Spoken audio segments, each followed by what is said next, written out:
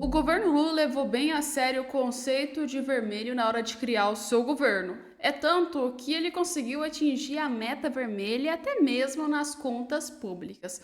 Pois é, desde a ideologia comunista até os cofres brasileiros, está tomado pela cor vermelha. E hoje a gente vai falar sobre isso. Então já fica aí, porque o Lula conseguiu fazer o que ninguém estava esperando, ou o que todo mundo já estava esperando, só não queria ver, que é deixar os cofres vazios. E, aliás, foi uma das maiores arrecadações que já fizeram até hoje, desde quando começou o seu governo, e mesmo assim não conseguiu tampar a marca vermelha que o governo Lula deixa dentro de qualquer lugar que passa.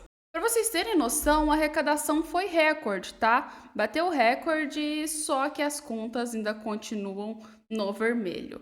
Segundo a Gazeta do Povo, tá? Ela diz que os números recordes de arrecadações tributárias no primeiro semestre não foram suficientes para equilibrar as contas da União e demonstram a dificuldade do governo de Luiz Inácio Lula da Silva para então ter que cumprir com as metas fiscais. Ou seja, nem que se o governo Lula conseguisse juntar todo o dinheiro do mundo centralizado aqui no Brasil, ele conseguiria deixar as contas públicas tranquilas, fora do vermelho, porque, aliás, os gastos são muitos e, a mesmo com os impostos altos, não é possível suprir esses gastos. E a matéria ainda continua falando que, sem uma contrapartida do lado das despesas, ou seja, um corte efetivo de gastos, a regra fiscal ela ainda está aí tendo uma espécie de comprometimento, né? Ou seja, ela está comprometida. Pelo menos é os que os especialistas que falaram com a Gazeta do Povo disseram que a situação, na verdade, não está tão boa assim no Brasil. As dificuldades na gestão petista para cumprir o arcabouço que ela mesma propôs somam as declarações em que Lula demonstra fazer pouco caso do equilíbrio fiscal. Então, entre as razões aí, né, que ajudam a manter os juros nas altas. Desta quarta-feira, o Banco Central manteve uma taxa básica da Selic em 10,5% pela primeira vez consecutiva e deu a entender que ela não vai cair, ou seja, cada vez mais alto. E segundo a matéria, ela ainda continua dizendo que em 2024, até no janeiro a junho de 2024, a arrecadação alcançou aí o valor de 1,28 trilhões, com acréscimo real aí de 9,8% em relação ao mesmo período de 2023. Trata-se das maiores receitas para o período deste ano, a série histórica, onde a receita conseguiu superar aí a de 1995, segundo a Receita Federal. Só em junho, o montante alcançou, então, 208,8 bilhões, alta de 11,2%, até mesmo o período de 2023, superando, então, o recorde alcançado do mês entre 2022, no caso, que bateu 194,6 bilhões. Ou seja, o governo Lula conseguiu encher os cofres por vários motivos. Um dos principais motivos foi a gestão Bolsonaro, tá? Porque tudo que o Bolsonaro conseguiu de manter os cofres, querendo ou não, e todos os lucros que vieram, está sendo agora refletido um pouco no governo Lula. De certa forma, não foi somente isso, como também o aumento de imposto. Então, o Lula, ele dependeu de tudo isso, conseguiu ter isso e conseguiu sair com os cofres ainda vermelhos, ou seja, mesmo depois de fazer vários cortes, como o Haddad e a Simone Tebet fizeram, de cortar cortes na economia, cortar os cortes de educação, de saúde, de investimentos e financiamentos e vários outros, mesmo assim, eles ainda conseguem fechar as contas no vermelho para esses 6 primeiros meses. Ou seja, acho que o Lula está gastando demais com viagens. Ou não só ele, mas a Janja pode ser que está gastando um pouco com viagens enquanto ela representa o chefe de Estado em Paris, não é mesmo? Pois é, todo o direito de representar o chefe de Estado lá, já que ela é a primeira-dama. Pois é, nenhum cargo político, ou pelo menos até onde a gente sabe, primeira-dama não é cargo político. Mas, como eles dizem, a Selic teve aí os seus aumentos, né? E matérias falam sobre isso, que a Selic ela pode subir até 12%, tá? O real, desvalorizando a situação fiscal, ficará culpados dos possíveis notas finais a partir de setembro, tá? O SBBB vê que 30% de chances do Comitê Político Monetário, no caso Copom, retomar o ciclo de aperto monetário por mais 3 uniões a partir de setembro, levando que a Selic pode aumentar então para 12%, ou seja, uma depreciação do câmbio e uma resposta fiscal aquém das expectativas podem explicar os eventuais altas. A resposta esperada da política monetária é uma resposta fiscal mais branda, subsequente nos que deixaram com um cenário alternativo de 3 altas de juros e mais ou menos 0,50 pontos percentuais do PIB. E em setembro, novembro e dezembro, e retomando agora para os cortes a partir do início do ano que vem disso. Então, temos a Selic aumentando, temos o Lula fechando com o cenário bem vermelho, né? No caso, as contas públicas. E para piorar a situação, o Brasil não vai levar o mérito de país econômico do ano, tá? A melhor economia do ano não vai para o Brasil, embora o Haddad achou que conseguiria ter esse mérito. Mas vamos falar de outra coisa que não vai ser mérito do Lula, já que a Argentina resolveu questionar, tá? O que acontece? Vamos falar sobre Caracas. Você conhece Caracas e a capital da Venezuela. A Venezuela está num caos completo por causa das guerras que estão acontecendo civis lá no país. E o motivo é porque o Maduro resolveu fazer um golpe. Literalmente, uma das maiores democracias, segundo Lula, do mundo, resolveu dar um golpe de Estado. Ou seja, o trabalho que ele tinha junto com o Celso Amorim de tentar ignorar e fingir que nada aconteceu e mostrar para o mundo inteiro que a própria Venezuela não era uma ditadura, deu errado, porque agora todo mundo viu que o país é uma ditadura e lascou. E um dos fatos que ajudou a mostrar como era uma ditadura Venezuela foi a retirada de 7 embaixadas. Você pensa, esses países atacaram a Venezuela, atacaram o povo venezuelano, fizeram alguma coisa tão grave? Pois é, eles apenas questionaram as eleições da Venezuela. E quando eles questionaram, o Nicolás Maduro ficou estressado e resolveu fingir que era um ditador supremo. Segundo Lula, né? Somente fingir, porque na verdade isso aí não é da hora dele, é um democrata interno, né? Mas assim, ele mostrou sua verdadeira face, mostrou que era um ditador, genocida e mais um escambau de coisas, né? E a gente viu que ele removeu as embaixadas dos países, tá, gente? Então, um dos primeiros que foram foi o Uruguai, entre o Paraguai e até mesmo a Argentina. Só que a Argentina ela ganhou um privilégio especial porque agora o Brasil vai representar as relações dela lá dentro da própria Venezuela. Por quê? Porque o território quem comprou foi a Argentina, construiu com dinheiro argentino e até eles conseguirem remover tudo, organizar tudo, precisa de alguém para representar. E, infelizmente, o Nicolás Maduro mandou todo mundo sair e vazar de casa da Venezuela, os argentinos. E os argentinos tiveram que recorrer aos brasileiros para tomar conta da embaixada. E aí, no meio de uma entrevista, pegou o seguinte, porque todo mundo falou: "Ah, mas espera aí, o que que aconteceu? O Brasil ele tá entrando no meio desse conflito? Não tá entrando? O que que o Brasil tá fazendo? Você reconhece como se caso você estivesse fazendo um apoio ao Lula ou um apoio ao Brasil, né? Esse pedido de agradecimento, porque quando a embaixada foi tomada, né, e o Brasil resolveu apresentar, o próprio Milei ele virou e falou: "Tô agradecendo ao Brasil". Aí veio os jornalistas questionarem se era ao Brasil mesmo ou se era ao governo Lula. E aí o representante do governo virou e falou: "Olha, galera, não é o Lula, tá? A gente está representando o Brasil porque agradecemos que são relações econômicas, tá? O que a gente tem que diferenciar é que a Argentina, ela sabe diferenciar o que é amizade, o que é economia e o que é relações que a gente tem diplomáticas entre os dois países. Coisa, caso o Brasil já não sabe muito bem diferenciar, não é mesmo? Pois é, o Brasil ele se sentiu muito decepcionado e o nosso porta-voz virou o Celso Amorim agora, o próximo presidente da República, porque a gente está pensando que quem deveria dar essa fala era, na verdade, o Lula, mas o Lula preferiu ficar em silêncio e fingir que nada aconteceu.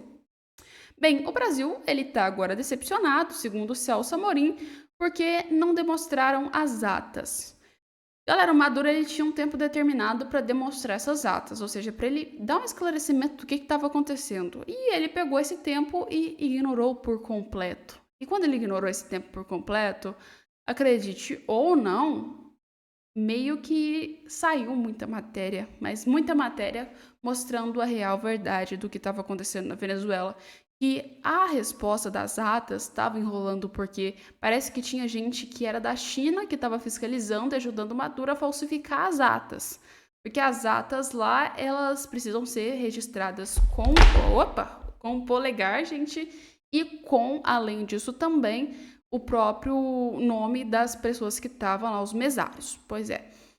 Ele sequestrou os mesários, pegou, falsificou a digital das pessoas e agora está fabricando essas atas. Ou seja, não dá para ser tão rápido esse processo e eu acredito que isso possa ser uma demora das atas não terem sido entregues até agora. Na minha visão, isso aí é uma das demoras. Mas, mesmo com as atas, muitos países já reconheceram que não tem essa questão de que a Venezuela vai apresentar atas democratas, atas que são corretas depois de tudo o que aconteceu. E já estão aí prevendo que provavelmente o Maduro tentou outro golpe, até mostrando as próprias atas, né? Só que o Brasil disse que está decepcionado com a demora e está fingindo que se preocupa com o povo da Venezuela, não é mesmo? Mostrando que a democracia tem que preirar na Venezuela, mas se meu amigo ditador não foi, né, o próprio presidente, a gente tá se importando tanto com a Venezuela, não é mesmo? Pois é. Segundo o Pleno News, na quinta-feira, o assessor especial para assuntos exteriores do Palácio do Planalto, Celso Amorim, falou sobre o processo eleitoral na Venezuela e disse que o Brasil está decepcionado na demora da divulgação das atas do pleito. A declaração foi durante uma entrevista à jornalista Kennedy Alencar, da Rede TV. Pois é.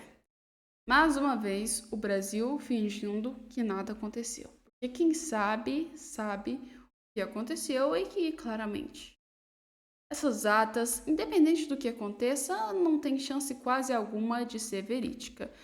Enquanto tá todo mundo aí praticamente revoltado com a Venezuela e o Brasil passando pano, vários presidentes estão fazendo manifestações, para vocês terem ideia, em vários países, juntando pessoas dos próprios países e até mesmo os venezuelanos para manifestarem contra o regime do Nicolás Maduro. Então, resumindo, a galera que é da Venezuela não está podendo votar na Venezuela porque nem sequer o Maduro abriu as fronteiras, está mostrando sua indignação junto com a própria galera dos outros países. Por exemplo, a Argentina pediu e está indo os argentinos e os venezuelanos que estão lá se manifestarem contra a ditadura do Nicolás Maduro. Isso aconteceu em vários países. Até mesmo em Madrid, tá? Madrid também fez aí essa questão da chamada de manifestação e pra vocês terem noção, olha a quantidade de gente que deu nessas manifestações. Então, o povo da Venezuela, que tá lá dentro da Venezuela, tá indignado, o povo que tá fora da Venezuela tá indignado, tá todo mundo revoltado com o governo do Nicolás Maduro.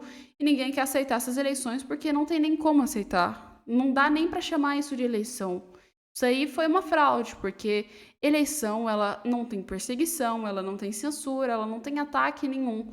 E o governo do Nicolás Maduro conseguiu usar de todos os métodos. Resumindo, o Nicolás Maduro, ele consegue ser o suco da ditadura. Vocês têm que entender isso.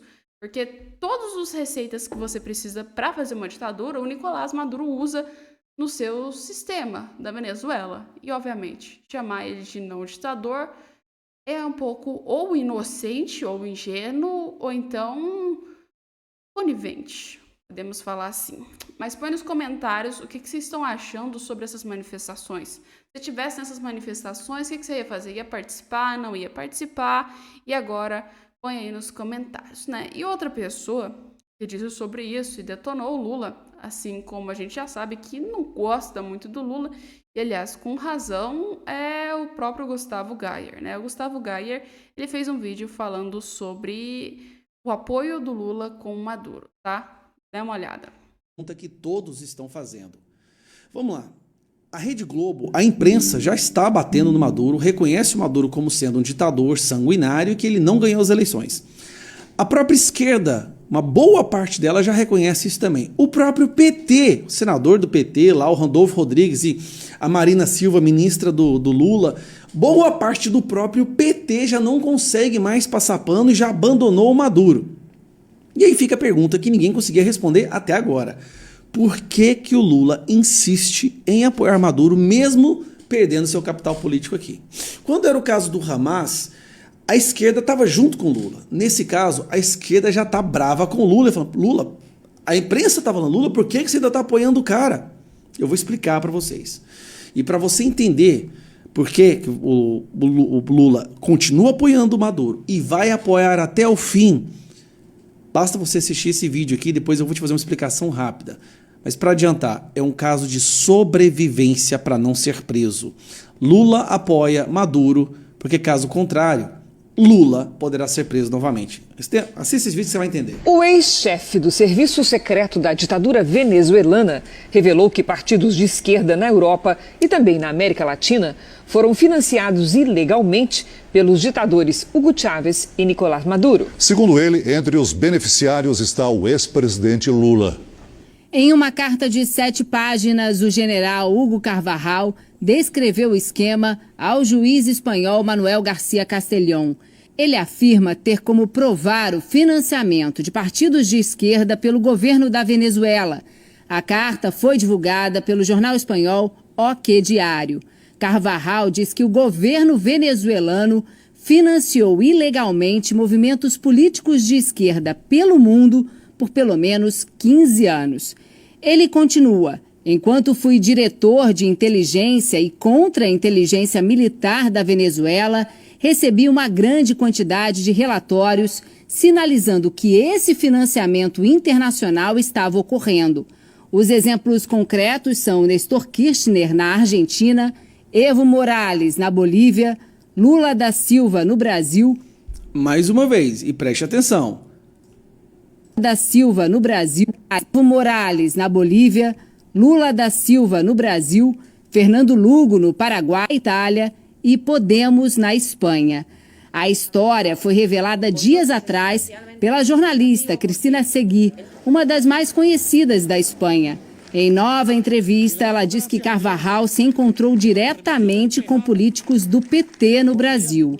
Cuando el Pollo Carvajal llega a Brasil en un avión fletado por una compañía, los políticos que le acogen son los políticos del PT. Estamos hablando, por ejemplo, de Gleisi Hoffmann.